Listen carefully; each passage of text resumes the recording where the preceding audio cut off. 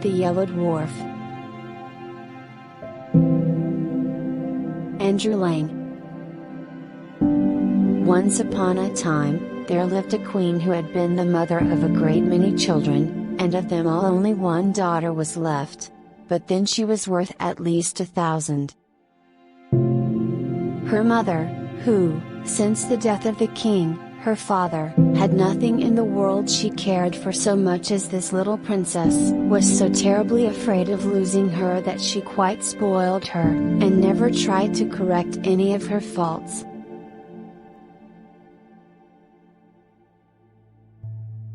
The consequence was that this little person, who was as pretty as possible, and was one day to wear a crown, grew up so proud and so much in love with her own beauty that she despised everyone else in the world.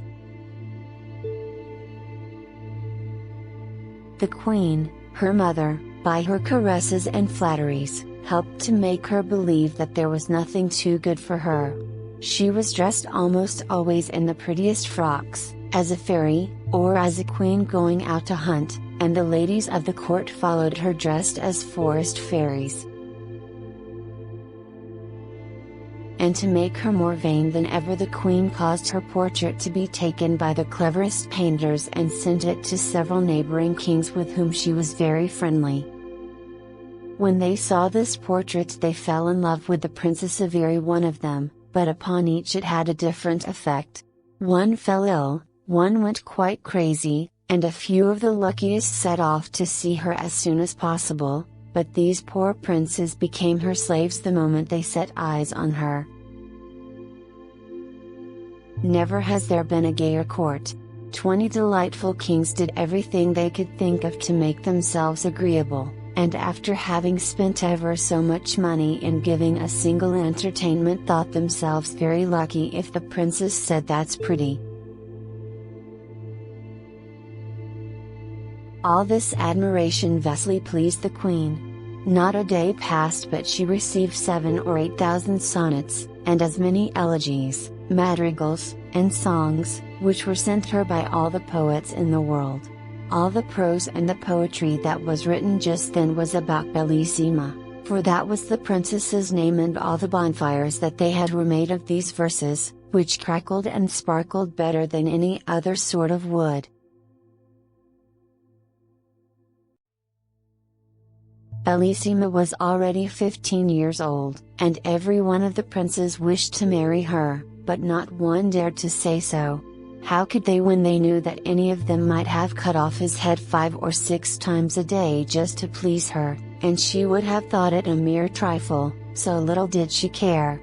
You may imagine how hard-hearted her lovers thought her, and the queen, who wished to see her married, did not know how to persuade her to think of it seriously. "Bellissima," she said, "I do wish you would not be so proud. What makes you despise all these nice kings? I wish you to marry one of them, and you do not try to please me." "I am so happy," Bellissima answered. "Do leave me in peace, madam. I don't want to care for anyone." "But you would be very happy with any of these princes," said the queen, "and I shall be very angry if you fall in love with anyone who is not worthy of you." But the princess thought so much of herself that she did not consider any one of her lovers clever or handsome enough for her, and her mother, who was getting really angry at her determination not to be married, began to wish that she had not allowed her to have her own way so much. At last, not knowing what else to do, she resolved to consult a certain witch who was called the Fairy of the Desert. Now this was very difficult to do, as she was guarded by some terrible lions, but happily the queen had heard a long time before that whoever wanted to pass these lions safely must throw to them a cake made of millet flour, sugar candy, and crocodile's eggs. This cake she prepared with her own hands, and putting it in a little basket, she set out to seek the fairy. But as she was not used to walking far, She soon felt very tired and sat down at the foot of a tree to rest, and presently fell fast asleep. When she awoke, she was dismayed to find her basket empty. The cake was all gone. And, to make matters worse, at that moment she heard the roaring of the great lions, who had found out that she was near and were coming to look for her. "What shall I do?" she cried. "I shall be eaten up," and being too frightened to run a single step, she began to cry, and leaned against the tree under which she had been asleep. Just then she heard someone say, "Huh."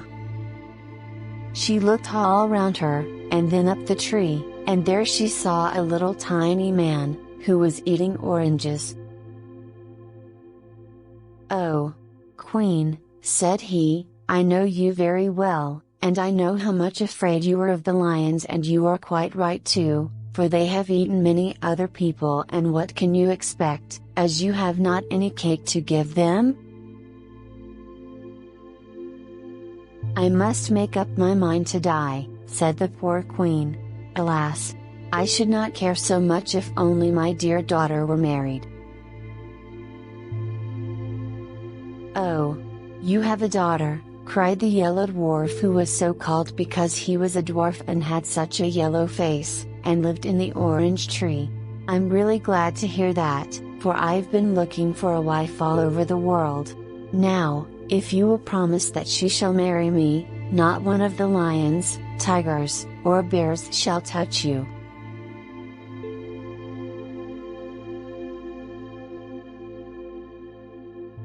The Queen looked at him and was almost as much afraid of his ugly little face as she had been of the lions before, so that she could not speak a word. "What? You hesitate, madam," cried the dwarf. "You must be very fond of being eaten up alive." And, as he spoke, the Queen saw the lions, which were running down a hill toward them. Each one had 2 heads, 8 feet, and 4 rows of teeth, and their skins were as hard as turtle shells, and were bright red. At this dreadful sight, the poor Queen, who was trembling like a dove when it sees a hawk, cried out as loud as she could, "Oh! Dear Mr. Dwarf, Bellissima shall marry you." "Oh, indeed," said he disdainfully. "Bellissima is pretty enough, but I don't particularly want to marry her. You can keep her." "Oh! Noble sir," said the Queen in great distress, "do not refuse her. She is the most charming princess in the world." "Oh! Well," he replied, "out of charity I will take her, but be sure and don't forget that she is mine." As he spoke, a little door opened in the trunk of the orange tree, in rushed the Queen, only just in time, and the door shut with a bang in the faces of the lions. The Queen was so confused that at first she did not notice another little door in the orange tree, but presently it opened and she found herself in a field of thistles and nettles. It was encircled by a muddy ditch, and a little further on was a tiny thatched cottage, out of which came the Yellow Dwarf with a very jaunty air. He wore wooden shoes and a little yellow coat, and as he had no hair and very long ears he looked altogether a shocking little object. "I am delighted," said he to the Queen, "that, as you are to be my mother-in-law, you should see the little house in which your Bellissima will live with me. With these thistles and nettles she can feed a donkey which she can ride whenever she likes. Under this humble roof no weather can hurt her. She will drink the water of this brook and eat frogs which grow very fat about here, and then she will have me always with her, handsome, agreeable, and gay as you see me now. For if her shadow stays by her more closely than I do I shall be surprised." The unhappy Queen, seeing all at once what a miserable life her daughter would have with this dwarf, could not bear the idea, and fell down insensible without saying a word. When she revived she found to her great surprise that she was lying in her own bed at home, and, what was more, that she had on the loveliest lace nightcap that she had ever seen in her life. At first she thought that all her adventures, the terrible lions, and her promise to the Yellow Dwarf that he should marry Bellissima, must have been a dream. But there was the new cap with its beautiful ribbon and lace to remind her that it was all true, which made her so unhappy that she could neither eat, drink, nor sleep for thinking of it.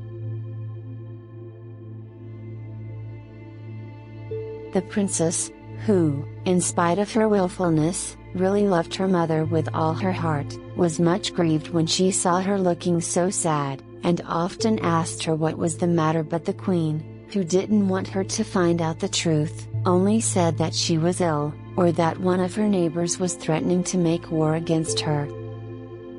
Bellissima knew quite well that something was being hidden from her and that neither of these was the real reason of the queen's uneasiness.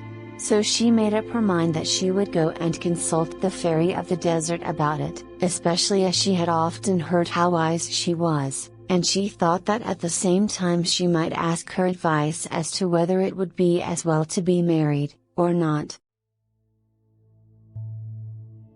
So, with great care, she made some of the proper cake to pacify the lions, and one night went up to her room very early, pretending that she was going to bed, but instead of that, she wrapped herself in a long white veil, and went down a secret staircase, and set off all by herself to find the witch.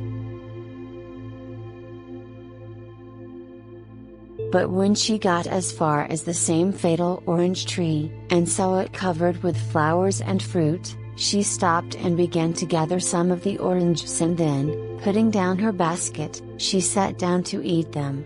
But when it was time to go on again, the basket had disappeared, and, though she looked everywhere, not a trace of it could she find. The more she hunted for it, the more frightened she got, and at last she began to cry. Then all at once she saw before her the Yellow Dwarf. "What's the matter with you, my pretty one?" said he. "What are you crying about?" "Alas!" she answered, "no wonder that I am crying, seeing that I have lost the basket of cake that was to help me to get safely to the cave of the fairy of the desert." "And what do you want with her, pretty one?" said the little monster, "for I am a friend of hers, and, for the matter of that, I am quite as clever as she is." "The queen, my mother," replied the princess, "has lately fallen into such deep sadness that I fear that she will die, and I am afraid that perhaps I am the cause of it, for she very much wishes me to be married, and I must tell you truly that as yet I have not found anyone I consider worthy to be my husband. So for all these reasons I wish to talk to the fairy." "Do not give yourself any further trouble, princess," answered the dwarf. "I can tell you all you want to know better than she could. The queen, your mother, has promised you in marriage." "Has promised me?" interrupted the princess. "Oh! No. I'm sure she has not. She would have told me if she had. I am too much interested in the matter for her to promise anything without my consent. You must be mistaken." "Beautiful princess," cried the dwarf suddenly, throwing himself on his knees before her, "I flatter myself that you will not be displeased at her choice when I tell you that it is to me she has promised the happiness of marrying you." "You!" cried Bellissima, starting back. "My mother wishes me to marry you. How can you be so silly as to think of such a thing?" "Oh! It isn't that I care much to have that honor," cried the dwarf angrily, "but here are the lions coming. They'll eat you up in 3 mouthfuls, and there will be an end of you and your pride." And, indeed, at that moment the poor princess heard their dreadful howls coming nearer and nearer. "What shall I do?" she cried. "Must all my happy days come to an end like this?" The malicious dwarf looked at her and began to laugh spitefully. "At least," said he, "you have the satisfaction of dying unmarried. A lovely princess like you must surely prefer to die rather than be the wife of a poor little dwarf like myself." "Oh, don't be angry with me," cried the princess, clasping her hands. "I'd rather marry all the dwarfs in the world than die in this horrible way." "Look at me well, princess, before you give me your word," said he. "I don't want you to promise me in a hurry." "Oh!" cried she, "the lions are coming. I have looked at you enough. I am so frightened. Save me this minute, or I shall die of terror."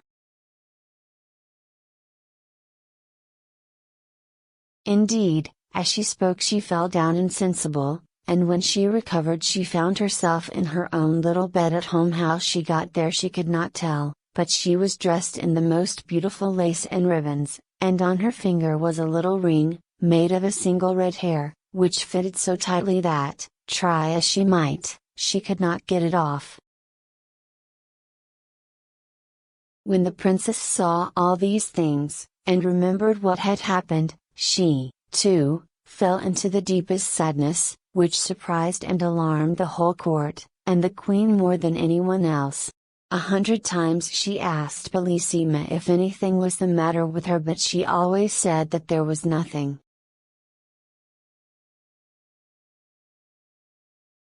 At last the chief men of the kingdom, anxious to see their princess married, sent to the queen to beg her to choose a husband for her as soon as possible. She replied that nothing would please her better, but that her daughter seemed so unwilling to marry, and she recommended them to go and talk to the princess about it themselves. So this they at once did. Now Bellissima was much less proud since her adventure with the yellow dwarf, and she could not think of a better way of getting rid of the little monster than to marry some powerful king. Therefore she replied to their request much more favorably than they had hoped, saying that, though she was very happy as she was, still, to please them, she would consent to marry the king of the gold mines. Now he was a very handsome and powerful prince, who had been in love with the princess for years, but had not thought that she would ever care about him at all. You can easily imagine how delighted he was when he heard the news, and how angry it made all the other kings to lose forever the hope of marrying the princess. But, after all, Bellissima could not have married 20 kings. Indeed, she had found it quite difficult enough to choose one, for her vanity made her believe that there was nobody in the world who was worthy of her.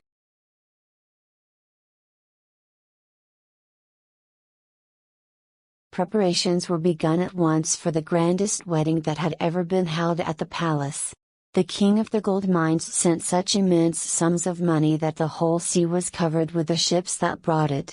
Messengers were sent to all the gayest and most refined courts, particularly to the court of France, to seek out everything rare and precious to adorn the princess.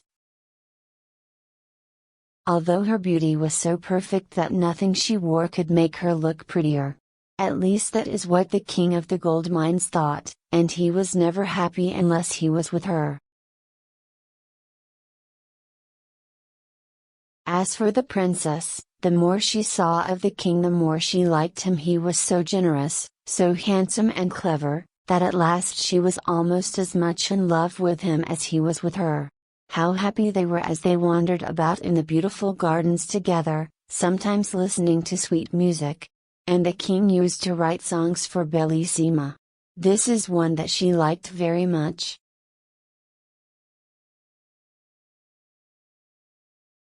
In the forest all is gay. When my princess walks that way, all the blossoms then are found, downward fluttering to the ground, hoping she may tread on them. And bright flowers on slender stem, gaze up at her as she passes, brushing lightly through the grasses. Oh, my princess, birds above echo back our songs of love. As through this enchanted land, blithe we wander, hand in hand. They really were as happy as the day was long. All the king's unsuccessful rivals had gone home in despair. They said goodbye to the princess so sadly that she could not help being sorry for them. "Ah! Madam," the king of the gold mines said to her, "how is this? Why do you waste your pity on these princes, who love you so much that all their trouble would be well repaid by a single smile from you?" "I should be sorry," answered Bellissima, "if you had not noticed how much I pitied these princes who were leaving me forever. But for you, sire, it is very different. You have every reason to be pleased with me, but they are going sorrowfully away, so you must not grudge them my compassion." The king of the gold mines was quite overcome by the princess's good-natured way of taking his interference, and, throwing himself at her feet, he kissed her hand 1,000 times and begged her to forgive him. At last the happy day came. Everything was ready for Bellissima's wedding. The trumpets sounded, all the streets of the town were hung with flags and strewn with flowers, and the people ran in crowds to the great square before the palace. The queen was so overjoyed that she had hardly been able to sleep at all, and she got up before it was light to give the necessary orders and to choose the jewels that the princess was to wear. These were nothing less than diamonds, even to her shoes, which were covered with them, and her dress of silver brocade was embroidered with a dozen of the sun's rays. You may imagine how much these had cost, but then nothing could have been more brilliant, except the beauty of the princess. Upon her head she wore a splendid crown, her lovely hair waved nearly to her feet, and her stately figure could easily be distinguished among all the ladies who attended her.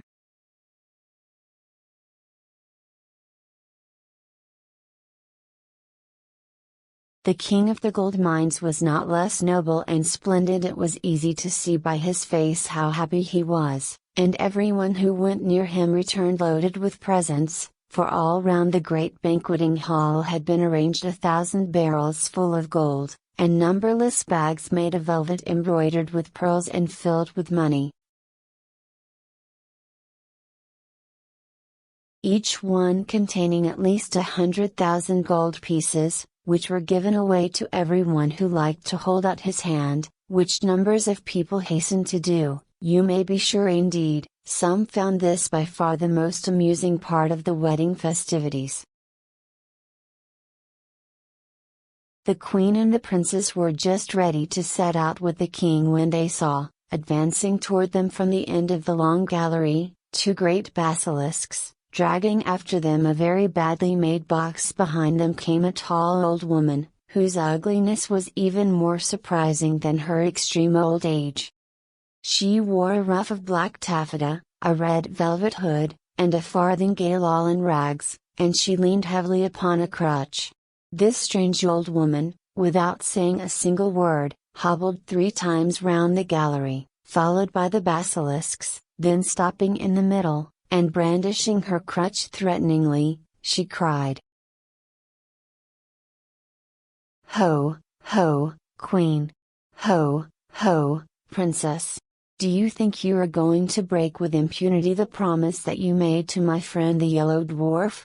I am the fairy of the desert. Without the Yellow Dwarf and his orange tree my great lions would soon have eaten you up, I can tell you, and in fairyland we do not suffer ourselves to be insulted like this. Make up your minds at once what you will do, for I vow that you shall marry the Yellow Dwarf. If you don't, may I burn my crutch." "Ah! Princess," said the queen, weeping, "what is this that I hear? What have you promised?" "Ah! My mother," replied Bellissima sadly, What did you promise yourself? The king of the gold mines, indignant at being kept from his happiness by this wicked old woman, went up to her, and threatening her with his sword, said,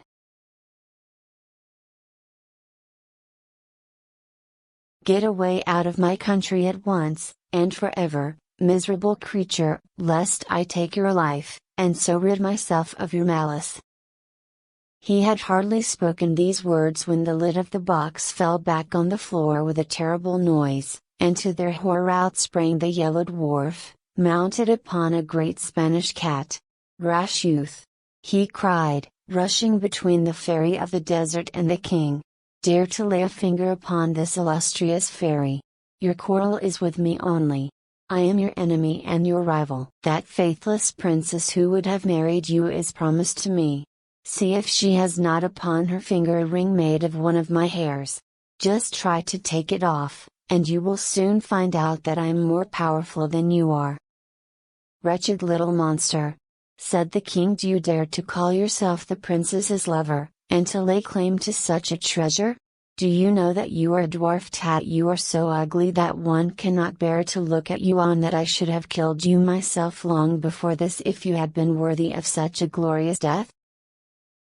The Yellow Dwarf, deeply enraged at these words, set spurs to his cat, which yelled horribly, and leapt hither and thither, terrifying everybody except the brave king, who pursued the dwarf closely, till he, drawing a great knife with which he was armed, challenged the king to meet him in single combat, and rushed down into the courtyard of the palace with a terrible clatter.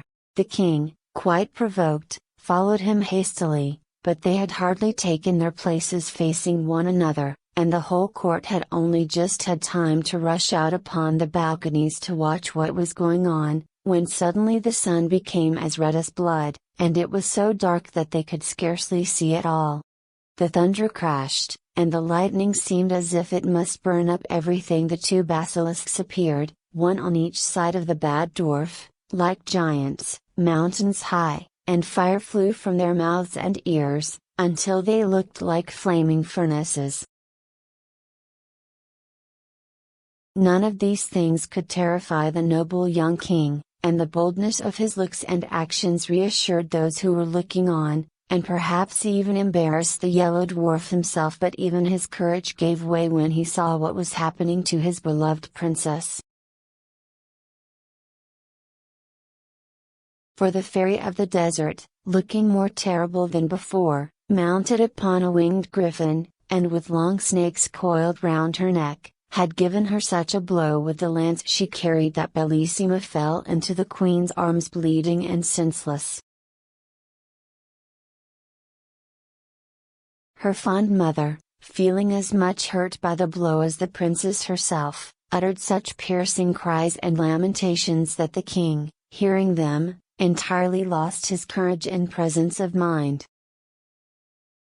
Giving up the combat, he flew toward the princess, to rescue or to die with her, but the Yellow Dwarf was too quick for him. Leaping with his Spanish cat upon the balcony, he snatched Bellissima from the queen's arms, and before any of the ladies of the court could stop him he had sprung upon the roof of the palace and disappeared with his prize. The king, motionless with horror, looked on despairingly at this dreadful occurrence, which he was quite powerless to prevent, and to make matters worse his sight failed him, everything became dark, and he felt himself carried along through the air by a strong hand. This new misfortune was the work of the wicked fairy of the desert, who had come with the Yellow Dwarf to help him carry off the princess, and had fallen in love with the handsome young king of the gold mines directly she saw him. She thought that if she carried him off to some frightful cavern and chained him to a rock, then the fear of death would make him forget Bellissima and become her slave. So, as soon as they reached the place, she gave him back his sight, but without releasing him from his chains, and by her magic power she appeared before him as a young and beautiful fairy, and pretended to have come there quite by chance. "What do I see?" she cried. "Is it you, dear prince? What misfortune has brought you to this dismal place?" The king, who was quite deceived by her altered appearance, replied, "Alas! Beautiful fairy, the fairy who brought me here first took away my sight, but by her voice I recognized her as the fairy of the desert, though what she should have carried me off for I cannot tell you." "Ah!" cried the pretended fairy, "if you have fallen into her hands, you won't get away until you have married her. She has carried off more than one prince like this, and she will certainly have anything she takes a fancy to." While she was thus pretending to be sorry for the king, he suddenly noticed her feet, which were like those of a griffin, and knew in a moment that this must be the fairy of the desert, for her feet were the one thing she could not change, however pretty she might make her face. Without seeming to have noticed anything, he said, in a confidential way, "Not that I have any dislike to the fairy of the desert, but I really cannot endure the way in which she protects the yellow dwarf and keeps me chained here like a criminal. It is true that I love a charming princess, but if the fairy should set me free my gratitude would oblige me to love her only." "Do you really mean what you say, prince?" said the fairy, quite deceived. "Surely," replied the prince, "how could I deceive you? You see, it is so much more flattering to my vanity to be loved by a fairy than by a simple princess.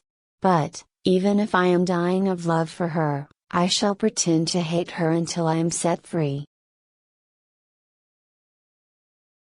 The fairy of the desert, quite taken in by these words, resolved at once to transport the prince to a pleasanter place.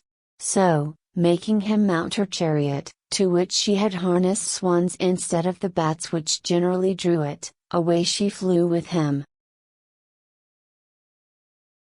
But imagine the distress of the prince when, from the giddy height at which they were rushing through the air, he saw his beloved princess in a castle built of polished steel, the walls of which reflected the sun's rays so hotly that no one could approach it without being burnt to a cinder.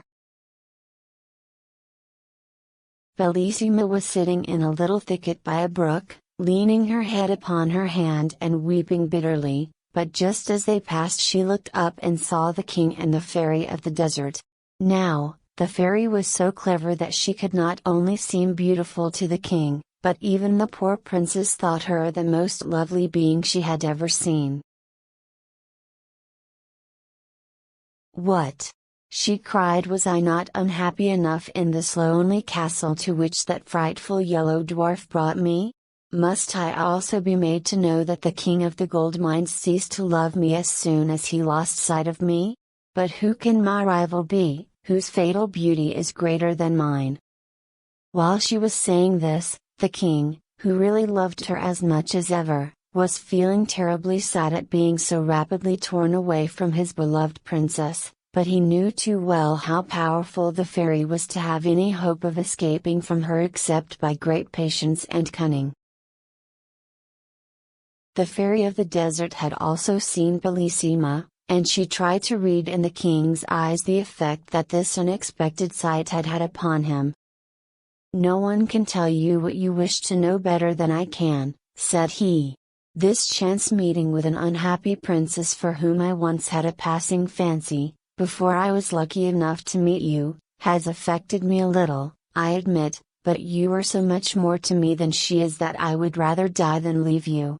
"Ah, prince," she said, "can I believe that you really love me so much?"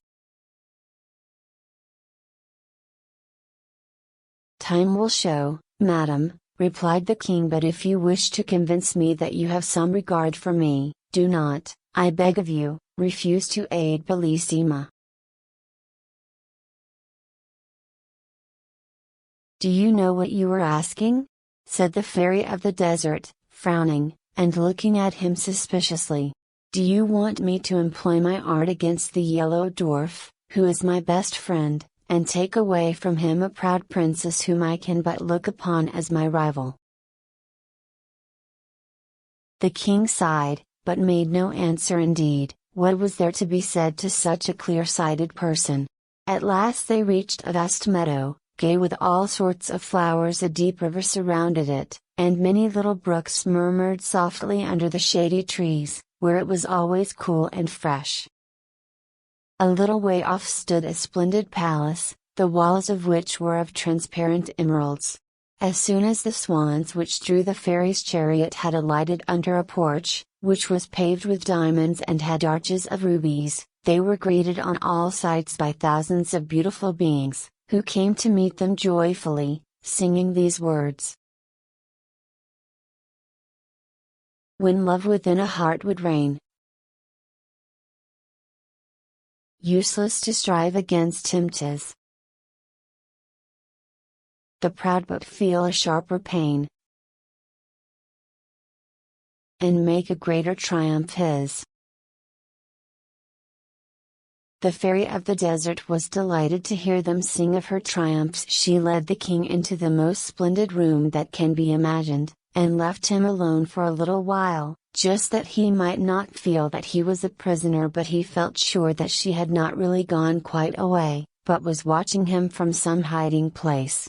So walking up to a great mirror, he said to it, "Trusty counselor, let me see what I can do to make myself agreeable to the charming Fairy of the Desert, for I can think of nothing but how to please her."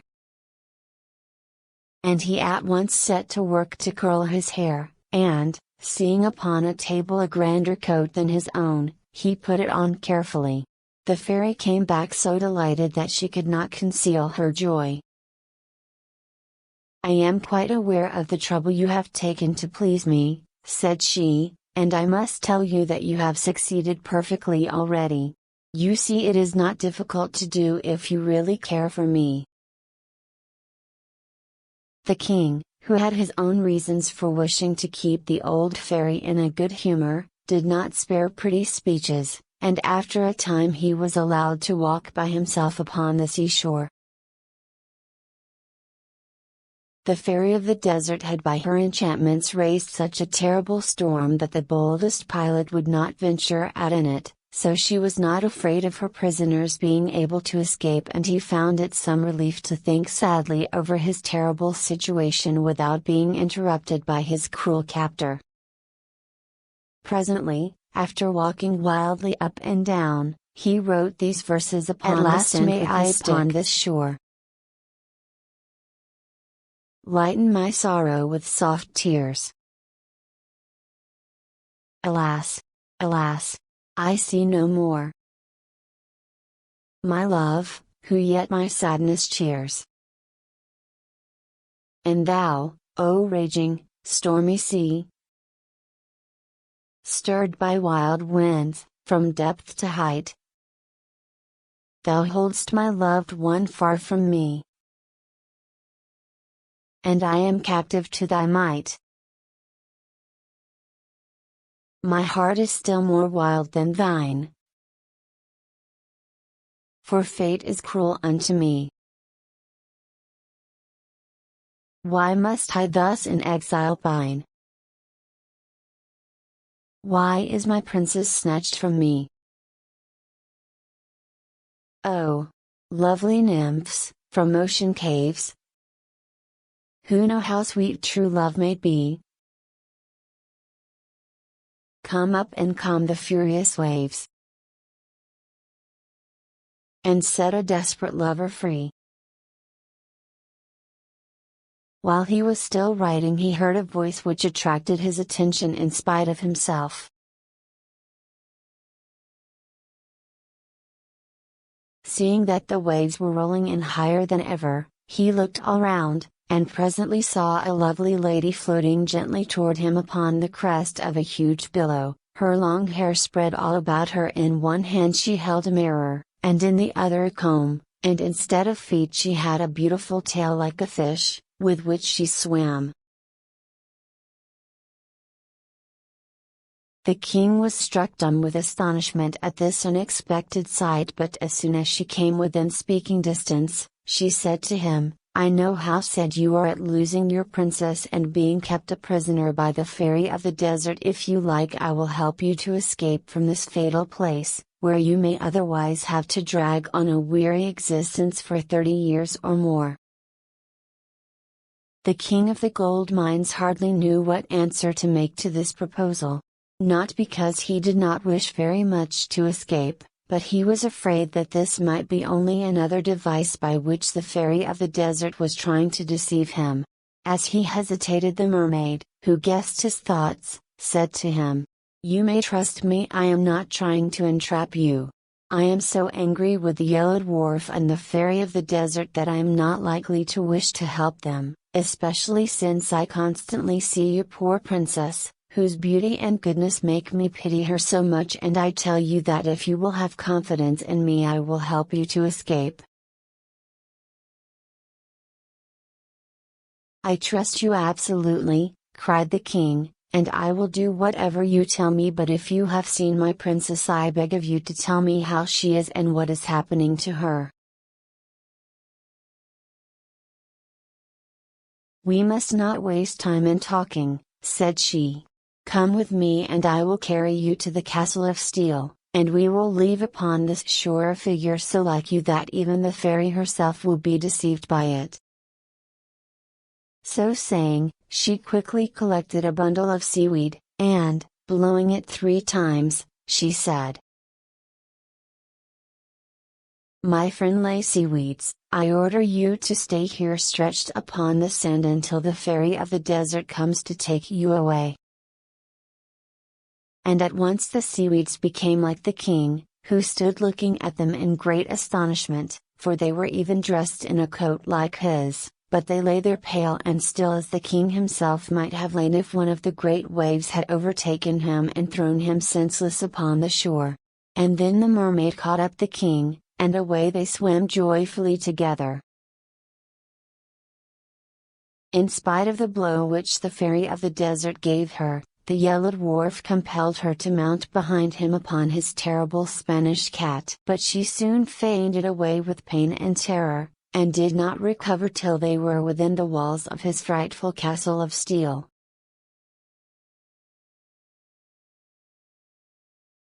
Here she was received by the prettiest girls it was possible to find, who had been carried there by the Yellow Dwarf, who hastened to wait upon her and showed her every possible attention. She was laid upon a couch covered with cloth of gold, embroidered with pearls as big as nuts. "Ah!" interrupted the king of the gold mines, "if Bellissima forgets me, and consents to marry him, I shall break my heart."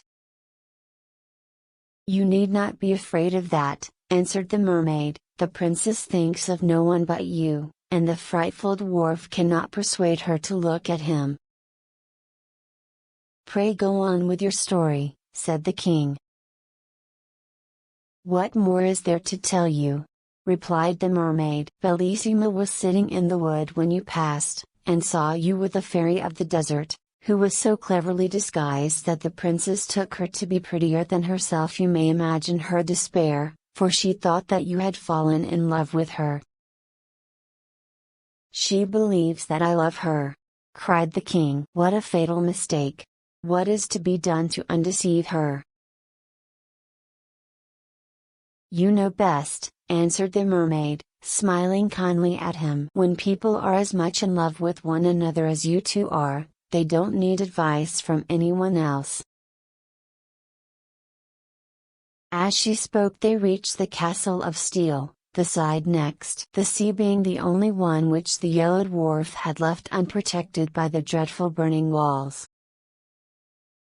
"I know quite well," said the mermaid, "that the princess is sitting by the brookside, just where you saw her as you passed, but as you will have many enemies to fight with before you can reach her, take this sword. Armed with it you may dare any danger, and overcome the greatest difficulties. Only beware of one thing, that is, never to let it fall from your hand. Farewell now, I will wait by that rock, and if you need my help in carrying off your beloved princess, I will not fail you, for the queen, her mother, is my best friend, and it was for her sake that I went to rescue you."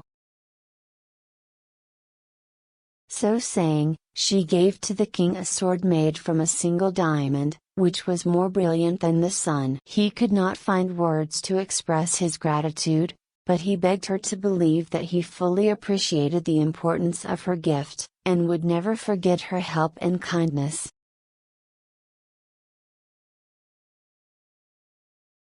We must now go back to the fairy of the desert. When she found that the king did not return, she hastened out to look for him, and reached the shore, with 100 of the ladies of her train, loaded with splendid presents for him. Some carried baskets full of diamonds, others golden cups of wonderful workmanship, and amber, coral, and pearls. Others, again, balanced upon their heads bales of the richest and most beautiful stuffs, while the rest brought fruit and flowers, and even birds. But what was the horror of the fairy, who followed this gay troop, when she saw, stretched upon the sands, the image of the king which the mermaid had made with the seaweeds. Struck with astonishment and sorrow, she uttered a terrible cry, and threw herself down beside the pretended king, weeping, and howling, and calling upon her 11 sisters, who were also fairies, and who came to her assistance. But they were all taken in by the image of the king, for,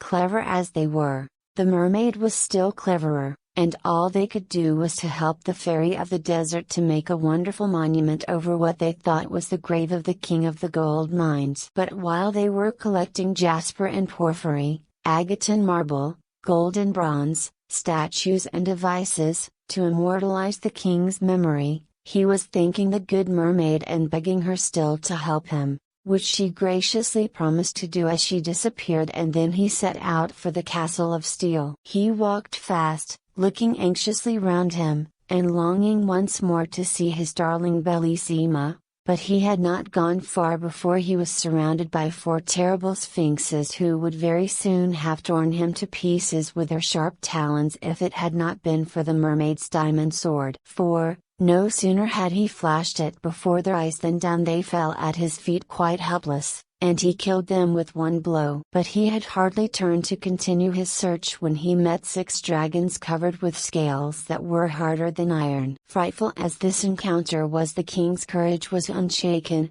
and by the aid of his wonderful sword he cut them in pieces one after the other. Now he hoped his difficulties were over, but at the next turning he was met by one which he did not know how to overcome. 4 pretty and graceful nymphs advanced toward him, holding garlands of flowers, with which they barred the way.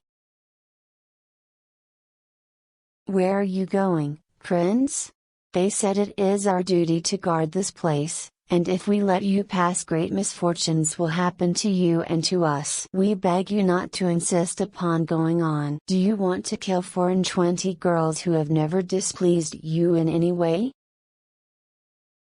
The king did not know what to do or to say. It went against all his ideas as a knight to do anything a lady begged him not to do, but, as he hesitated, a voice in his ear said, "Strike! Strike! And do not spare, or your princess is lost forever." So, without reply to the nymphs, he rushed forward instantly, breaking their garlands, and scattering them in all directions, and then went on without further hindrance to the little wood where he had seen Bellissima. She was seated by the brook looking pale and weary when he reached her, and he would have thrown himself down at her feet, but she drew herself away from him with as much indignation as if he had been the Yellow Dwarf. "Ah! Princess," he cried, "do not be angry with me. Let me explain everything. I am not faithless or to blame for what has happened. I am a miserable wretch who has displeased you without being able to help himself." "Ah!" cried Bellissima, "did I not see you flying through the air with the loveliest being imaginable? Was that against your will?" "Indeed it was, Princess," he answered. "The wicked fairy of the desert, not content with chaining me to a rock, carried me off in her chariot to the other end of the earth, where I should even now be a captive but for the unexpected help of a friendly mermaid, who brought me here to rescue you, my princess, from the unworthy hands that hold you. Do not refuse the aid of your most faithful lover." So saying, he threw himself at her feet and held her by her robe. But, alas! In so doing he let fall the magic sword, and the yellow dwarf, who was crouching behind a lettuce, no sooner saw it than he sprang out and seized it, well knowing its wonderful power. The princess gave a cry of terror on seeing the dwarf, but this only irritated the little monster. Muttering a few magical words, he summoned 2 giants, who bound the king with great chains of iron.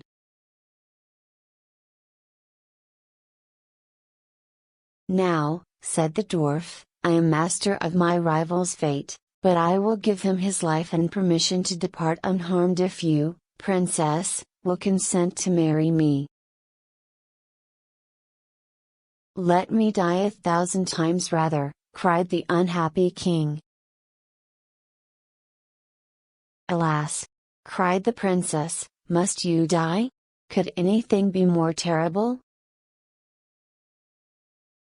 "That you should marry that little wretch would be far more terrible," answered the king. "At least," continued she, "let us die together. Let me have the satisfaction of dying for you, my princess," said he.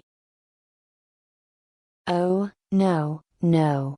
she cried, turning to the dwarf, "rather than that I will do as you wish." "Cruel princess," said the king, "would you make my life horrible to me by marrying another before my eyes?" "Not so," replied the yellow dwarf, "your rival, of whom I am too much afraid you shall not see our marriage." So saying, in spite of Bellissima's tears and cries, he stabbed the king to the heart with the diamond sword. The poor princess, seeing her lover lying dead at her feet, could no longer live without him. She sank down by him and died of a broken heart. So ended these unfortunate lovers, whom not even the mermaid could help, because all the magic power had been lost with the diamond sword.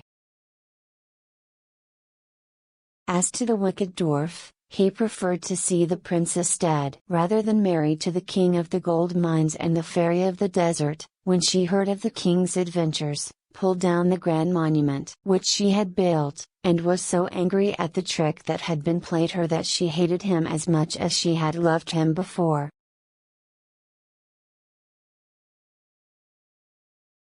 The kind mermaid, grieved at the sad fate of the lovers, caused them to be changed into 2 tall palm trees, which stand always side by side, whispering together of their faithful love and caressing one another with their interlacing branches.